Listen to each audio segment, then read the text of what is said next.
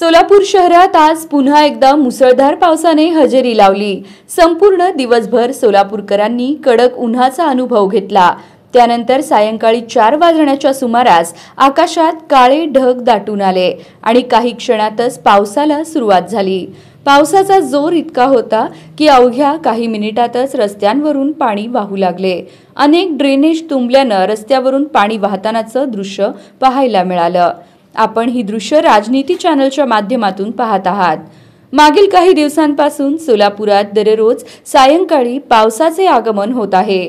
काल सायंकाळी देखील असाच मुसळधार पाऊस झाला होता।